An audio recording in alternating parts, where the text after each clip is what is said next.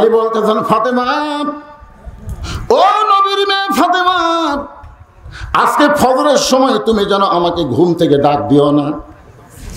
তোমার বাবার কাছে ওয়াদা করেছি, আজ থেকে আর ফজরের নামাজ আমি পড়বো না। নামাজ না পড়লেও আল্লাহ আমাকে জান্নাত দিবে। ফাতেমা মুচকি মুচকি হাসে। নবীর মেয়ে ফাতেমা মুচকি মুচকি হাসে, কারণ মা ফাতেমা একদিন চোখের পানি বের করে কাঁদতেছিল। নবী তখন ফাতেমার কাছে গিয়ে বলল, ফাতেমা, এভাবে তুমি কেন কাঁদতেছো? ফাতেমা বলে, বাবা, এমন একজন গরিবের সঙ্গে আমার বিয়ে দিলেন, যে গরিবটা সংসার চালাবার পারে না। সকালবেলা কোনোদিন খাবার পাইলে রাতের বেলা খাবার থাকে না, কোনোদিন রাতে খাইলে সারাদিন আর খাওয়া থাকে না। হাসান হোসেন ক্ষুধার জল আমার কাছে খাবার চাই, আমি খাবার দিবার পারি না, আপনার কাছে যাই। ও গো বাবা, দুনিয়াতে কোনো ধনী ছেলে আমার জন্য পান নাই, এমন গরিবের সঙ্গে আমার বিয়ে দিয়েছেন, আমার জীবনটা কেমন হয়ে গেল।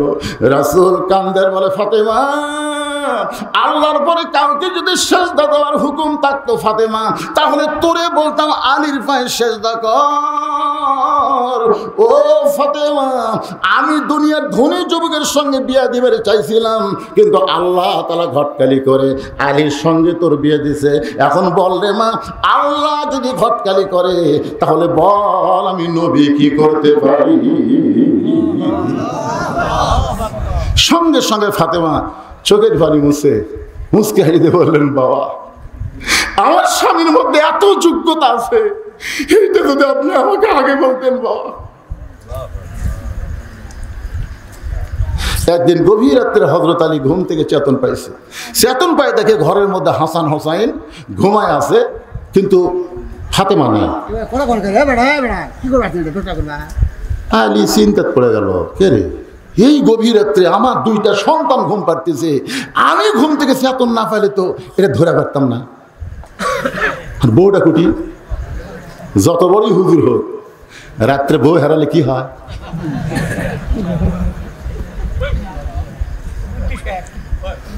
যত বড়ই হুজুর হোক, আমি যত বড়ই মৌলবি হই, মাঝে মধ্যে সন্দেহ আছে না নাই? কথা কন না কেন হয় রে? হযরত আলী দরজার দাঁড়িয়ে গেলেন, দাঁড়িয়ে দেখতে পাই মরুভূমির মধ্যে কালো চাদর মাথায় দিয়ে গভীর রাত্রে ফাতেমা খুব জোরে জোরে হাঁটতেছে।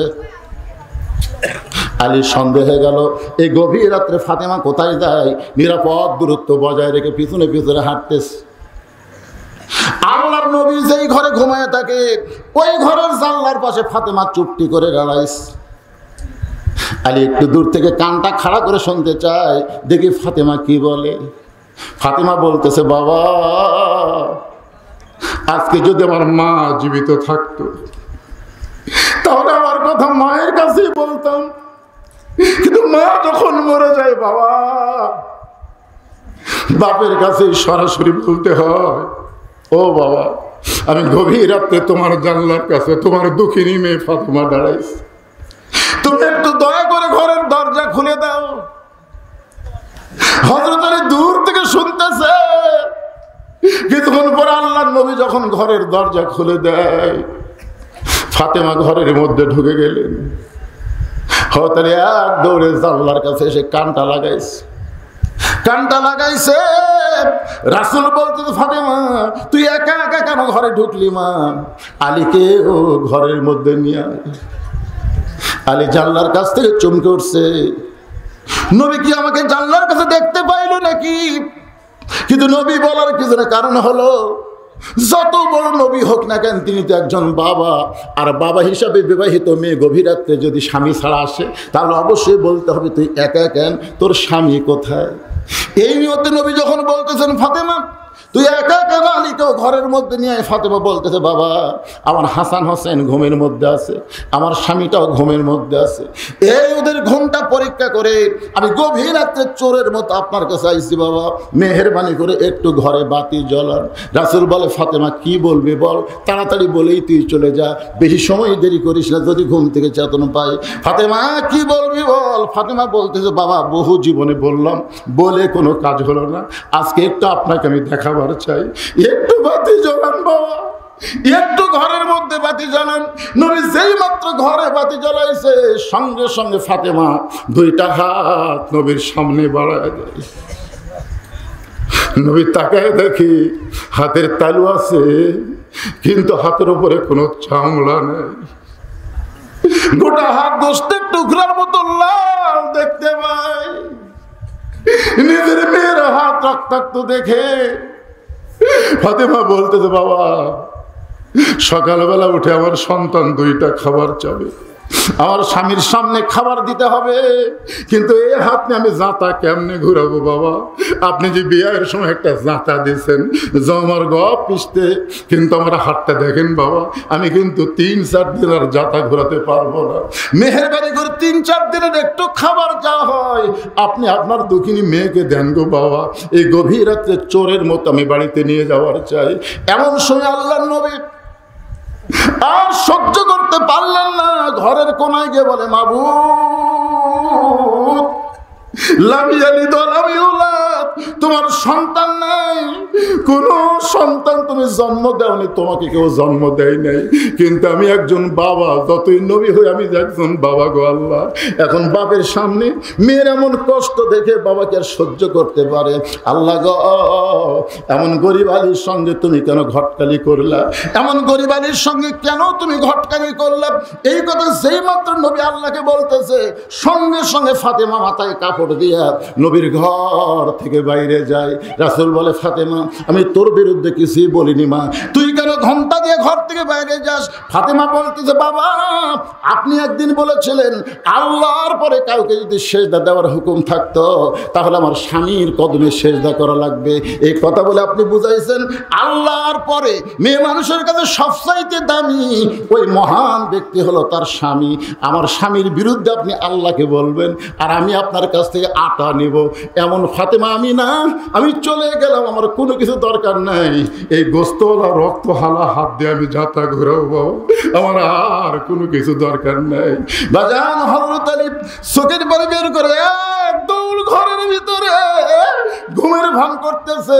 কিছুক্ষণ পর তাকায় দেখে ফাতেমা মাথায় ঘোমটা দিয়ে ঘরের মধ্যে ঢুকে স্বামীর কদমের কাছে শুয়ে পড়েছে। আলী ফাতেমার মাথাটা বুকের মধ্যে নিয়ে বলে, ফাতেমা রে,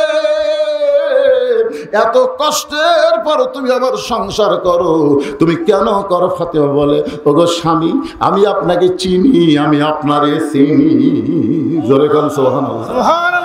সেই বলতেছে আজ থেকে ফজরের নামাজ বাদ দেওয়া ওয়াদা করে আসলাম, আমাকে যেন ঘুম থেকে ডাকো না। ফাতেমা মুচকি মুচকি হাসার কারণ হলো, যে ব্যক্তি তাহাজ্জুদের নামাজ পড়ে তাকে আবার ফজরের সময় ডাকা লাগে? কথা কন দেখেন, যে আলী তাহাজ্জুদের নামাজ পড়ে তাই আবার ফজরের সময় ডাক দেওয়া লাগবে?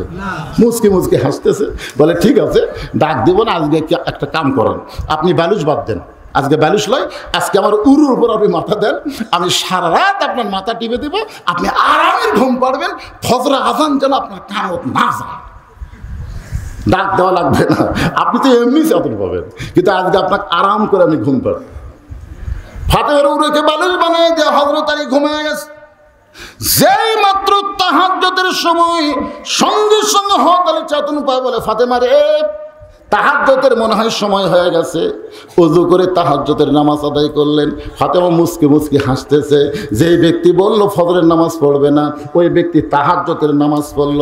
রাসূল বলেছেন ফজরের নামাজ হলো ইবাদত আর তাহাজ্জুদের নামাজ হলো মাহাব্বত। আপনারা বলেন তো, মহব্বত আর ইবাদত এর মধ্যে তফাৎ কি? এ আল্লাহর বান্দারা জানা লাগবে না এটা? তাহাজ্জুদের নামাজ হলো মহব্বত আর ফজরের নামাজ হলো ইবাদত। ইবাদতের বিনিময়ে মানুষ জান্নাত চায় আর মহব্বতের বিনিময়ে মানুষ আল্লাহ চায়। মহব্বতের বিনিময় কে? এক বান্দা আছে নামাজের সেজদায়, আল্লাহ ডাক দেয় বলে, যতই নামাজ পড় আর যতই সেজদা কর তোর ঠিকানা হলো জাহান্নাম। তুই যতই তাহাজ্জুদ পড় আর যতই সেজদা লম্বা দে তোর ঠিকানা জাহান্নাম। সেজদার থেকে মাথা তুলে বলতেছে আলহামদুলিল্লাহ। আল্লাহ কয়, কে রে পাগলা, তোকে জাহান্নামত দিলাম এরপরেও আলহামদুলিল্লাহ? পাগল বলতেছে, আল্লাহ জান্নাত কে বানাচ্ছে, জাহান্নাম কে বানাচ্ছে?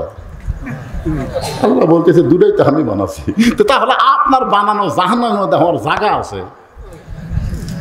তাও তো আমার জায়গা আছে। আপনি যদি আমাকে বলতেন তোর জান্নাত নাই তোর জাহান্নাম নেই, তাহলে যাবো কোথায়? তুমি যে আমার জাহান্নাম দিলে, তোমার বানানো জাহান্নামে যে আমার জায়গা আছে, তাও বলতে পারবো আমার জায়গা আছে রে, আমার জায়গা আছে। আল্লাহ কয় পাগলা, অত পাগলামি করিস না, জাহান্নামত গেলে তুই পুড়ে যাবি, তোর কষ্ট হবে, তা আমি পুড়ে গেলে কষ্ট পেলে আপনার কি? জাহান্নামত গেলে আমি পুড়ে যাবো, আমার কষ্ট হবে, তাতে আপনার কি হবে? আল্লাহ বলতেছে আমারও কষ্ট হবে। আল্লাহ বলে তো আল্লাহ আপনার কষ্ট কেমনে হবে? আল্লাহ বলতেছে আমার ইব্রাহিম আমাকে কলিজার মধ্যে নিয়ে নমরুদের চুলার মধ্যে পড়ার আগে নমরুদের চুলা আমি যেমন শান্তির বাগান বানাইছি, আমার মহব্বত নিয়ে কেউ যদি জাহান্নামেও যায়, আমি জাহান্নামকেও জান্নাত বানায় দেব। লিল্লাহি তাকবীর।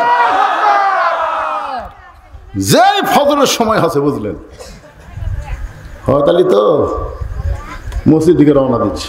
ফাতেমার সামনে দাঁড়ায় বলতেছে কোথায়? উঠে যাবেন। ফজরের নামাজের আজান দিল, আপনি আমার বাপের কাছে ওয়াদা করে যাচ্ছেন ফজর নামাজ পড়বেন না। এতদিন ভিতরে ঢুকছি, আজকে বেড়া থেকে একটু দেখ মরে, এতদিন ভিতরে ঢুকে নামাজ পড়ছি, আজকে বেড়া থেকে দেখবো নামাজের সাইজ কিরকম। নামাজ পড়বো না তোমাকে করলাম, যাও তুই তো একটু দেখতে পারতাম। যেই বলছে এতদিন ভিতরে ঢুকে নামাজ পড়ছি, তখন ফাতেমা মুচকি মুচকি হাসতেছে, কারণ ভিতরে যাই ঢোকে। বোঝেন, হাদিসে আছে বিস্তারিত, হুজুরি কলব ব্যতীত করছিন কালো নামাজ তোর হবে না। তবে কেন গাও জোয়ারি মানুষকে দেখাও নামাজ পড়ি, ও তোমার সিদ্ধ বীজে সুফসল ফলবে না। আজও কেন আল্লাহর নামাজ ধরতে পারলা না? এখন সবাই জামাতে নামাজ পড়ে চলে গেছে বগুড়া বড় মসজিদ। একজন লোক মসজিদের মধ্যে যা জোহরের নামাজ পড়তেছে, জুতা চোর চিন্তা করে কেউ নেই রে, একলা, আর জুতাও তো নেই, তো জুতাটা রাখছে কোথায়? চোর আবার জানে জোহরের আগে 4 রাকাত সুন্নত আছে, ওই কেবল সুন্নতের নিয়ত করলো, কাঠের বাক্সের মধ্যে সেই দামি জুতা। চোর ভাবতেছে এই 4 রাকাত শেষ করতে করতে আমি 7 মাথা পার হয়ে যাবো, এই মনে করে কেবল বিসমিল্লাহ করে। চোরেরাও কিন্তু চুরি করার আগে আল্লাহ ধরাধার না পড়ে, ধরাধার না পড়ে কয় না। আমার গ্রামের এক লোকের চুরি হলো, আমি বললাম কে ভাই আপনার মতো মানুষের বাড়ি চুরি হলো?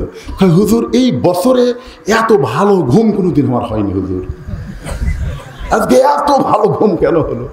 বলে ঘুম দেওয়ার মালিক আল্লাহ রে। তাহলে আল্লাহ তোমার ঘুম দিল আর চোর করলো চুরি কর। আমার ওই গান মনে পড়ে গেল, একটা গান গা, মাটির পুতুল বানায়া, গানটা গাবো? মাটির পুতুল বানায়া তুমি করিলা বেহোশ, তুমি যেমনি নাচাও তেমনি নাচে পুতুলের দাও দোষ।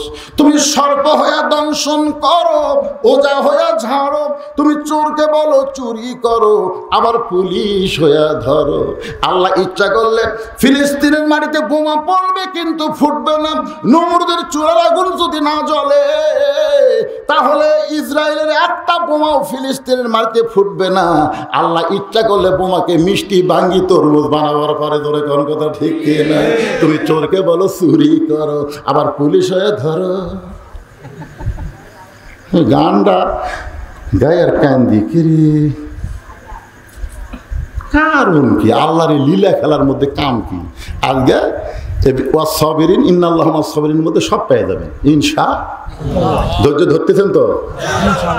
কয়টা বাজে দেখি তো, বাস দুটো অসুবিধা কি? সারা রাত হবি না, একটু মনোযোগ দিয়ে শোনেন। আস্তাইনু বিসসবরি ওয়াস সালাহ, আল্লাহর কাছে কিছু পাওয়ার গেলে ধৈর্যের কথা আল্লাহ আগে কেন বললেন? নামাজ এবং ধৈর্যের মাধ্যমে, ধৈর্য এবং নামাজের মাধ্যমে আল্লাহর কাছে চাওয়া লাগবে। অন্য জায়গায় আল্লাহ বললেন কদ আফলাহা মান তাযাক্কা ওয়া যাকারা আসমা রাব্বিহি ফাসাল্লাহ। এতদিন তিনি ভিতরে ঢুকে নামাজ পড়ছেন, সাহাবারা বলতেছে ইয়া রাসূলুল্লাহ, এমন ভাবে হযরত আলী জিহাদের ময়দানে পড়ে আছে, আমরা খুঁজতে চাইলাম, খুঁজে খুঁজে দিকে উপর হয়ে আছে। হুজুর গো, আলীর পিছনে এমন একটা তীর ঢুকে গেল, এই তীরটা গোস্তের মধ্যে খাঁজ ঢুকে গেছে। অনেক চেষ্টা করলাম, তীরটাকে আমরা টেনে বের করতে পারলাম না। একটু টান দিলে হযরত আলী জোরে জোরে কান্দে, আমরা সহ্য করতে পারি না। রাসূল বললেন, সাহাবীরা রে, আমার আলীকে কষ্ট দিও না, আলী যখন ভিতরে থাকবে এমন সময় তীর টেনে বের করা লাগবে। আলী যখন